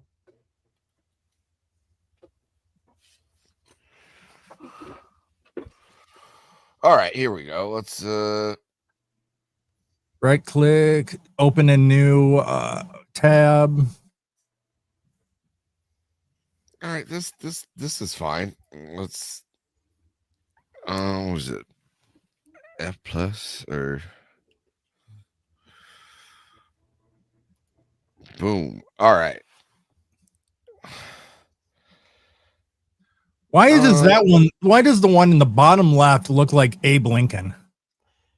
that was just I don't know. Yeah, that was just the style of that universe of movies. That was from the Bad Blood movie. Oh, I thought this was from Young Justice. No, Which one is that from? that one's from Batman Bad Blood. Okay. Oh, good. Okay, so it's in this collection. Yeah. Yeah. Also, a lot of them tend to go red hair. Like this is how he looked in the Arkham games, which, like I said, I do have a problem when they make him look like a Dickensian villain because like he's not a product of Dickens. Then you have the This one, Jack he just White version, straight up looks like Doctor fucking Watson here. and then the one next to him looks like Jack White from White Stripes. Yeah, oh yeah. This one might be the biggest outlier. And just looks like a wicked witch in a top hat. Yeah, for the most part, there at least seems to be like a semi-consistent theme. It's like, all right, green outfit, oversized hat, buck teeth, call it a day. Yeah, I was like, this one is just young Tim Curry. No, it's like he still looks greasy like Jack White, so that's why I still go Jack White on that one. I think. I mean, This look one Lego. right here. I see what you're talking about, dude. This is arcade. Yeah, sure. that's arcade. So I think in terms of so I mean, the Lego Batman one was my first exposure to the character. That will always have a special place. I like the top left one. The Arkham one, it's like a mix between like greasy and like the classy dress, but it's almost like he dresses up, but he's really just a greasy freak underneath it. With the Arkham ones. Yeah, see this one, this is how he probably should be. That's a really good one.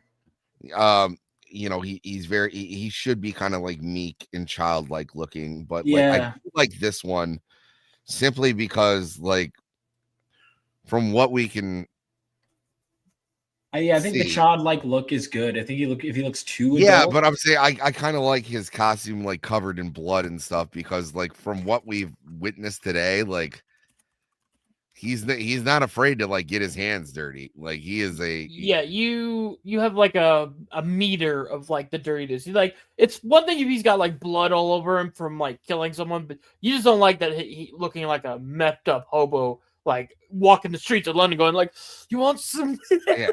I also just don't. Two boys. I also just don't really think the facial hair works for him. Yeah, no, I don't think the facial hair works because one, like if you because of his gonads, what we've learned from the new 52. Was that important to you?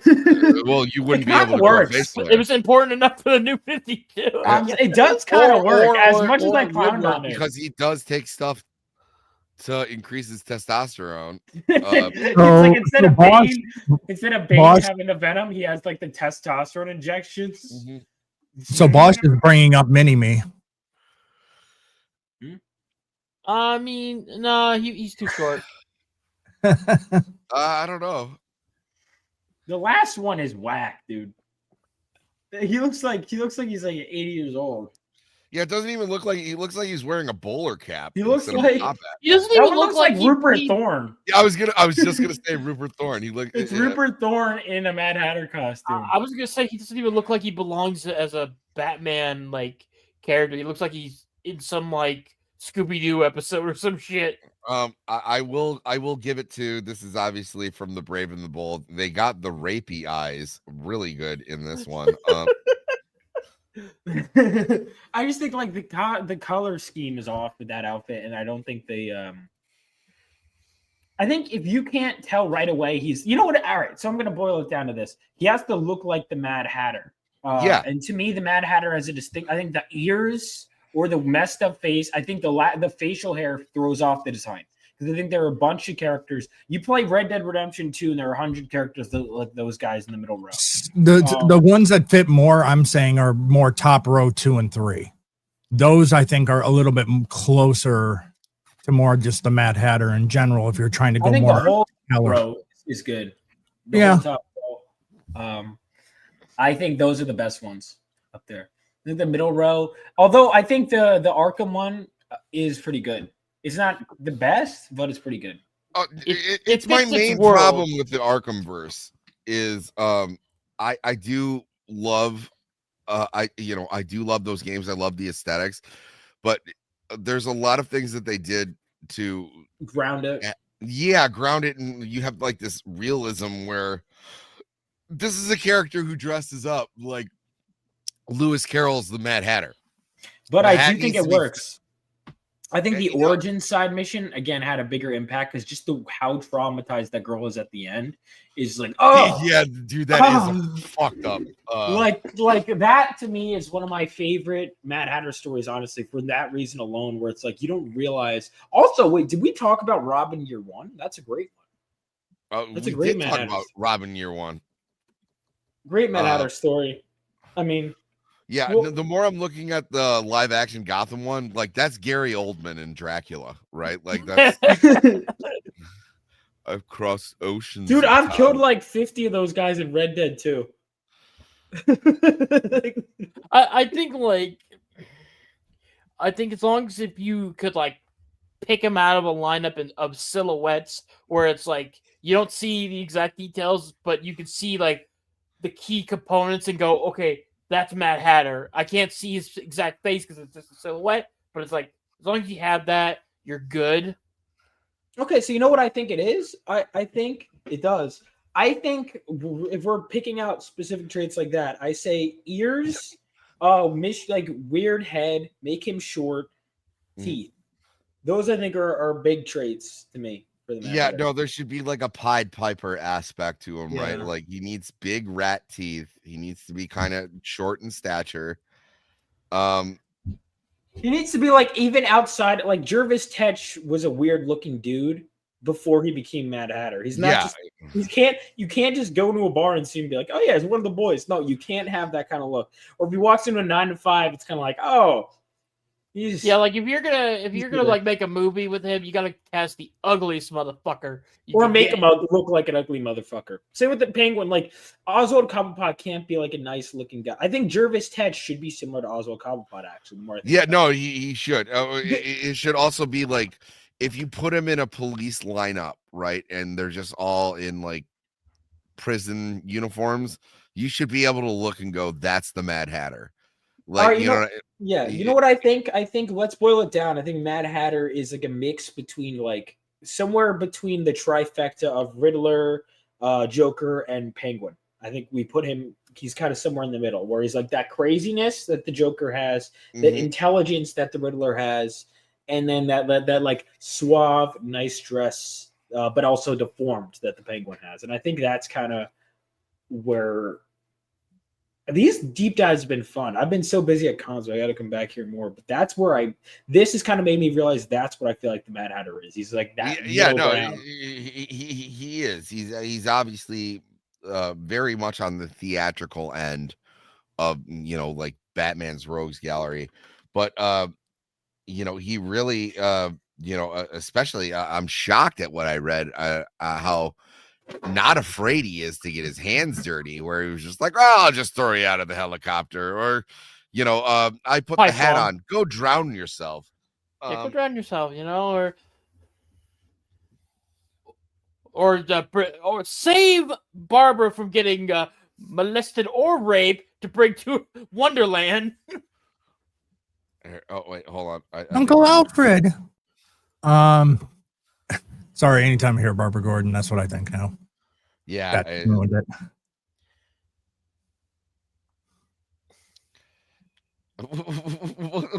Boosh just sent me a pedophile murderer. You say looks like a creep. You say, well, it's not an attack on you. Yeah, you said you didn't send the other end of it, bud. All I got is pedophile murderer. You say looks like a creep. You say question mark. Let's update maybe dramatic suspense.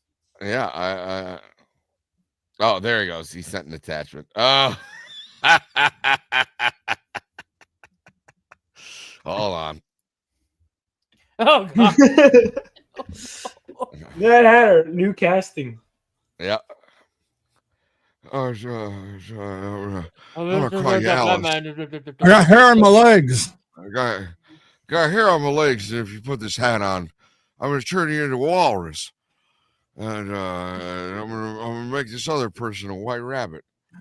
I got tea. It's chocolate tea. Yeah, chocolate yeah, tea. You gotta- come over.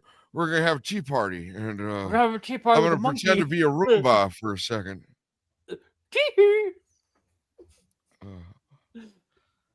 You know how I'm gonna beat you, Batman? I'm gonna sit you down, and I'm fart.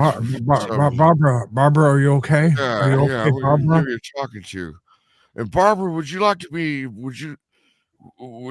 be Alice? Dude, that'd be an interesting it would make depiction. the sniffing would make sense now. Was that L'Oreal? Oh God, it's all the pictures of him with the kids. He's looking for his Alice. Oh dear God. No. Oh. Oh, this is my son. He does methamphetamines. He's a good guy, Come though. on. That's the Mother, it's meth. okay. That's the I'm meth just sniffing hatter. them. He got the Mad Hatter and the meth hatter. Father and son. The meth hatter. I love this collective of characters we're creating. You know, we had Ice Bay, now we have the Meth Hatter. Yeah. This might Hebrew brought up a good one. Batman, that was a very bad dude. He's a bad guy. Hey, he was a bad guy. I miss him. I think you're the only one on the panel. He was the gift that just kept on giving. I was like, he shot a black kid in front of me. I'd smell him too. So I'm an equal opportunity toucher. I'd smell them all. And you know this Trump guy, he wouldn't smell any kid. Yeah, he won't smell any kids. Yeah, and how do you expect him to be an effective executive chief of the United States? He won't sniff any kids. Cocaine. You can't smell a kid if you got too much cocaine in your nose. But also, I'm gonna rob this bank, and I'm gonna make you call me Alice. Am I Alice? Jesus. I love how we turned Mad Hatter from Michael Jackson to fucking Biden. Yeah. Yeah, Joe Biden's like, hold my beer. No, seriously, I'm gonna fall up the stairs. Hold my beer. Mad Hatter can't even get up the stairs. All right. I think we covered it. I think we went in a bunch of wild directions, but we did cover it. Mad Hatter. A comment to Frenchie on the screen. Go fuck yourself. Yeah, really. Dude, they're getting more and more insufferable. And that's what, like. Oh yeah, I hate this dude. As a matter of fact, dude, I keep seeing them on my feed too, and I've been like screen the most egregious ones where it's like they really want you dead. Yeah, no, I've been getting flooded lately with that, and then like Somalis and Indians who just like hate white people, and of course very like pro-Islamist like rhetoric where they're just like, whoa, how could you hate Islam if you like Jesus? And then they're like, what? Because Jesus was Islamic, and I was like, no, he wasn't. Like, came out like 600 years afterwards, and was like, yeah, but like he identified as Islam, and was like, no, he didn't. Okay, like, yeah, but if I say it enough times in an academic setting, it's true. Yeah, no, they're like, well, we're cooked. We're cooked. And then you got the Indians. You're like, oh, well, you know, white people wipe their ass with paper. And like, you don't wipe your ass at all. So I'm like, going to create my own villain, the Bad Hatter. He'll be good. Oh, wait, he'll use baseball cap. Nice. Yeah. No. Full actual high trucker hats. Oh yeah. No, all right, we'll come up with the Bad Hatter, the Legion of Hatters, the Bad Hatter, the Sad Hatter, the Dad Hatter, He's like, the Glad Hatter. hey, little man. Hold up, Hey, hold little up, man, I got a Blonde, present for you. Try this Blonde, on. It's Van Dutch. I'm gonna pop your bubble for a second. They already did Sad Hatter. All right, well that's fine. We still got Glad Hatter, Dad Hatter, Rad Hatter, Trad Hatter. Trad Hatter. What is it gonna be? A housewife with a hat? You got Yo! Hat on. Yeah. It's called Van Dutch. The Van Dutch hat. It's gonna look real stylish. There we go.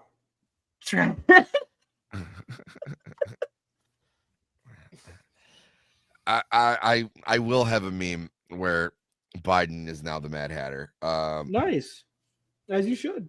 Yeah. But guys, Emerald, what do you got going on for the rest of the day? I'm sure I'm going to be crossing paths with you soon. Crossing streams? We got Tish Grass with Thieves Snodgrass at 11 a.m. PST over on his channel. And this evening is Weekly Rogues Gallery over on Iron Oxide's channel. Then my show returns at 7 p.m. tonight for insert title here. Bug? Let's see. Probably in a couple of hours, I'm gonna try to play Edge of Time again. Hopefully, my emulator doesn't crash on me again. Yeah. Hopefully that'll go well. Other than that, I'll probably pop on Saturday with Derby and just annoy him and everybody. As one would do. As one would do.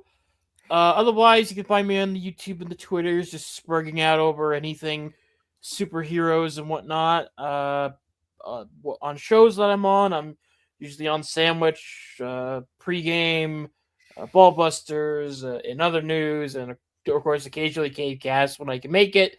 So, that's where you can find me. Yep. I'm looking forward to having you on the news again tomorrow. It should be some fucking news. I'm sure of that. Von Coleman was like, "What's your hair on my legs? What does your hair smell like? What do you use?" I don't know. I don't really smell my hair a lot. You look like an herbal essence guy. Is this what it feels like to be one of Mad Hatter's victims? You mind being called Alice? Yeah, I got the blonde hair. He's like, you're Alice enough. You got blonde hair. You got blonde hair, and you can wash your hair under a waterfall, and that's a good commercial. Dude, that would be amazing. Like, just submit a Mad Hatter comic, have him drawn like Biden to see if anyone notices. It's a bold new take on the character. What were you actually asking me? Because I was trying to. There's a bunch of kids in Zimbabwe. Okay. Well, I got. What are you doing for the rest of the week? You got a comic book coming out. What does that smell like? I do. What does it smell like? I don't know. I didn't do the scented pages. I'll tell you what. Sammy, just for you send me $500 because it's gonna be fucked to learn how to do scented pages. For you, I'll print one singular copy. No, you can just send me when I get Phenomenova 3. Just send me a lock of your hair. That's okay. You want to know what, you guys? Everyone, if you go and you fund the hell out of Vaughn's comic book, the next one will be Scratch and Sniff. I didn't promise that. Yeah, I did not promise he does. He's got some amazing stuff coming out. I know he's doing some work with Theo too. He's been helping me out with my stuff, but he's got Phenomenova. It's volume 3. Yeah. He's gonna be and I have major plans for next year if we can keep things going. My goal is just to get things out faster, whether it's physical or digital. You guys have until December 1st. You can get issues 1 and 2 for just $2 each digitally right now on my website, Rebel Oasis Studios. 20% off all merch. We got 20% off main covers. Get in on it. And also issue 3, we are going to be closing out soon. The art is done. We're just waiting for the colorist to wrap up, and then the letterer, and then that should be out the door. So yeah, I already have my my issue purchase. Oh yeah. I was looking because I was afraid because like the last time with Phenomenova 2, I was like, oh, I thought that I gave, but like I thought I did the same thing again, but I backed it on Kickstarter this time and not on Buy My Comic or but he's available. Or what is it? A Fund My Comic. No, I just think Fund it's My funny. Comic. Buy it now.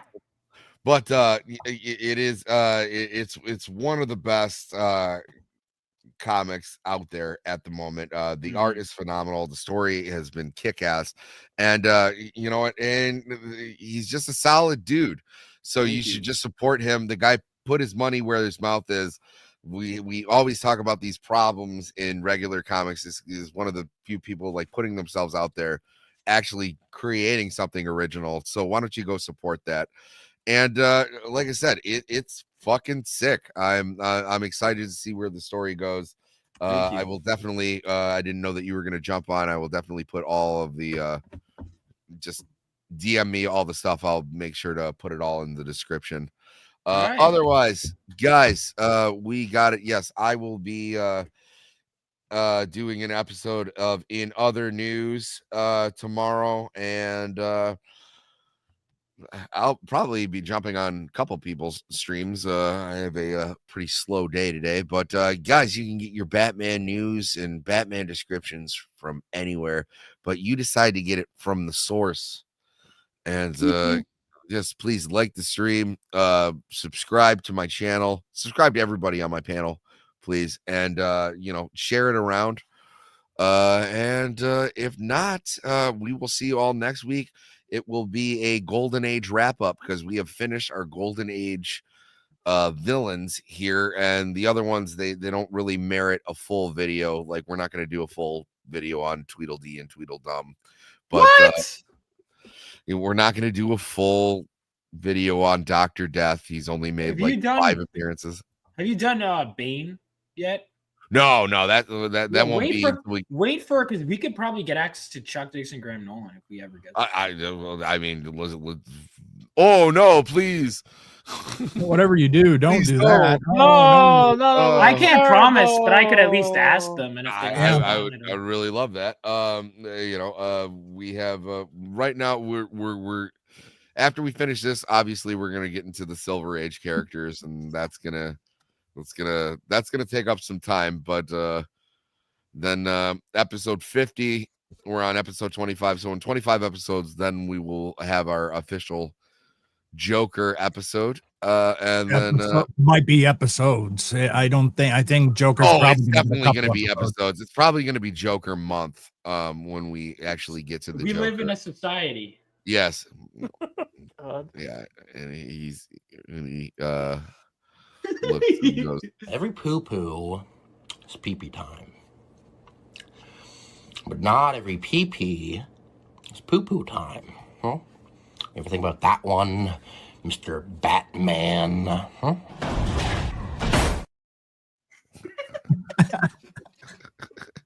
All right, guys. That'll do it for today, and we will see you all next. Come on. Yes, Batman, clad in the somber costume which has struck terror to the heart of many a swaggering denizen of the underworld. Bob? Gun.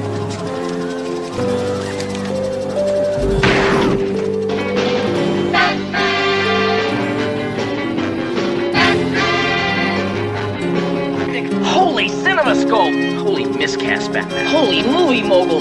Holy cliffhangers Batman! Holy suborbit Batman! It's raining down there! Big history! Holy catastrophes Batman! Holy bullseye Batman! Holy stereo! Listen to this! Holy armadillos! Holy Krypton! Holy trampoline! Holy fork in the road! Holy Titanic Batman! Holy Houdini! Holy funny bone the Joker! Holy chutzpah! Holy precision! Tomorrow, same that time, same that channel.